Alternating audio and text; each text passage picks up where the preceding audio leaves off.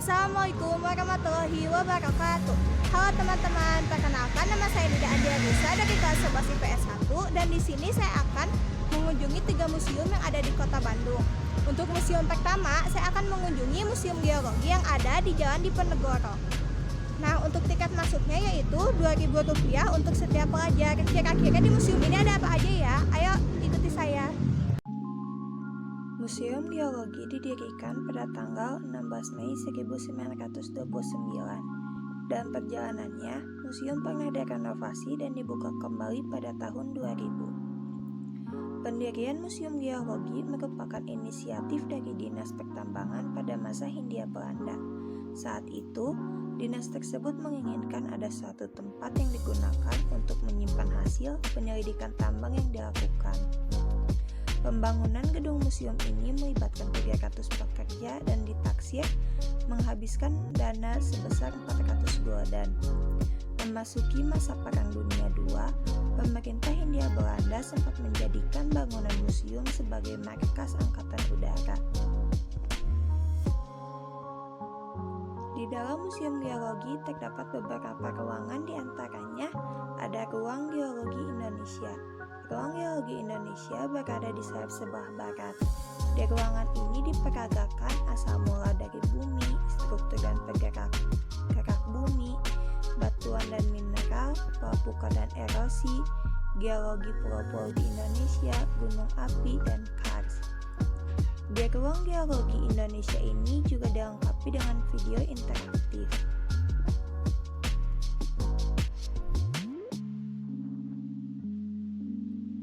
Selanjutnya ada ruang sejarah kehidupan. Ruang sejarah kehidupan terbagi menjadi 4 sudut peraga, yakni Prakambrium, Paleozoikum, Mesozoikum, dan Kenozoikum. Peragaan yang disajikan terdiri dari zaman tersier dan zaman kuarter, serta ada pula satu sudut yang memberikan informasi tentang sejarah terbentuknya kota Bandung dan juga peninggalan artefak serta fauna yang hidup di kota Bandung.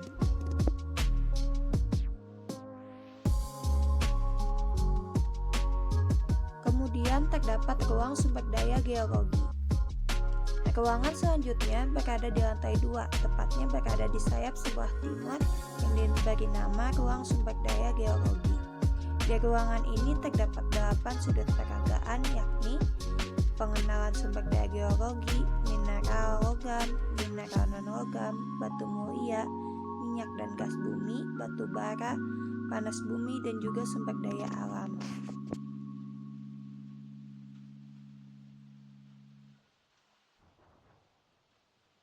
Yang terakhir ialah ruang manfaat dan bencana geologi yang lokasinya berada di lantai 2 di sebelah sayap bagian barat. Di ruangan ini tersaji informasi tentang pemanfaatan sumber daya geologi dari zaman ke zaman yang dimulai dari zaman prasejarah, dilanjutkan dengan zaman sejarah dan zaman modern, serta informasi tentang bencana geologi seperti gempa bumi, gunung api, tanah longsor, dan juga tsunami.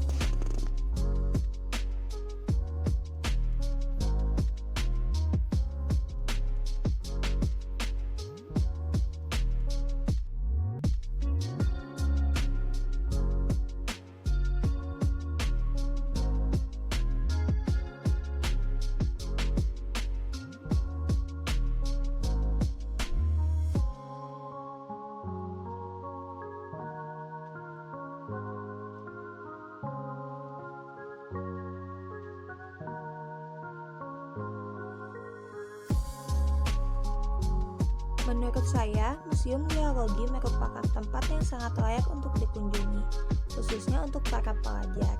Karena selain bisa menambah pengalaman dengan melihat banyak hal baru, kita juga bisa belajar banyak baik tentang kehidupan maupun keadaan bumi yang tentunya berhubungan dengan mata pelajaran geografi dan juga sejarah.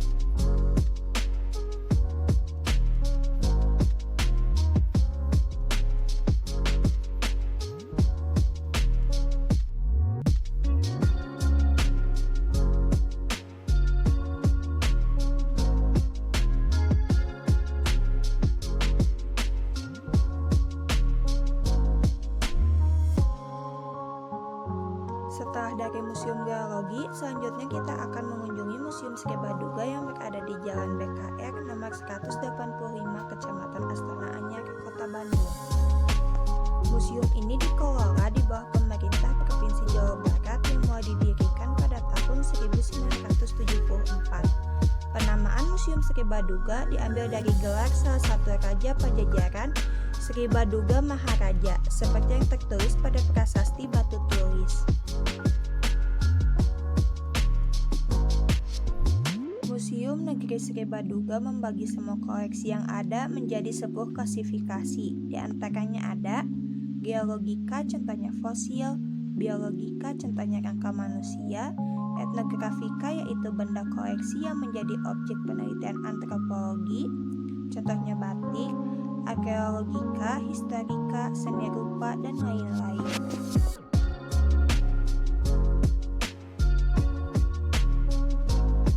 Banyak hal yang bisa kita pelajari setelah mengunjungi Museum Sri Baduga, karena selain bisa melihat ragam peninggalan, kita juga bisa menjadi tahu betapa kayanya Indonesia sebagai negara yang memiliki ragam etnis dan budaya.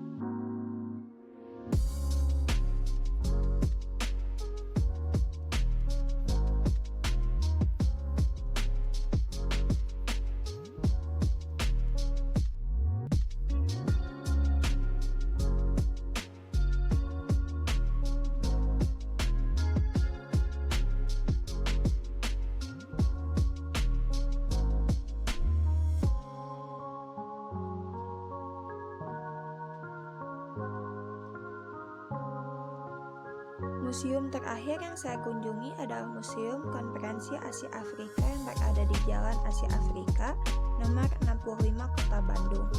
Museum Konferensi Asia Afrika diresmikan oleh Presiden Soeharto pada 24 April 1980 sebagai puncak dari peringatan 25 tahun Konferensi Asia Afrika. Terdapat beberapa ruang pameran, seperti ruang pameran tetap yang memamerkan sejumlah koleksi berupa benda-benda 3 dimensi dan foto-foto dokumenter peristiwa pertemuan Tugu, Konferensi Kolombo, Konferensi Bogor, dan juga Konferensi Asia Afrika pada tahun 1955. Selain itu dipamerkan juga foto-foto mengenai peristiwa yang melatar belakangi lahirnya Konferensi Asia Afrika, dampak Konferensi Asia Afrika bagi dunia internasional, bentuk merdeka dari masa ke masa, profil negara-negara peserta Konferensi Asia Afrika, dan juga terdapat perpustakaan serta ruang audiovisual.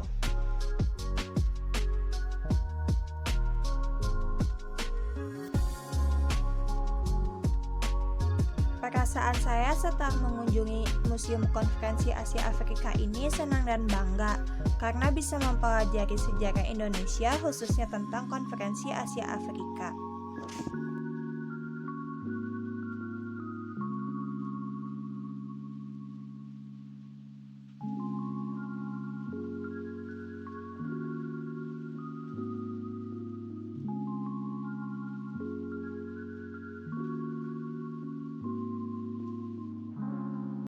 Sekian cerita yang bisa saya bagikan setelah mengunjungi ketiga museum yang ada di Kota Bandung. Wassalamualaikum warahmatullahi wabarakatuh.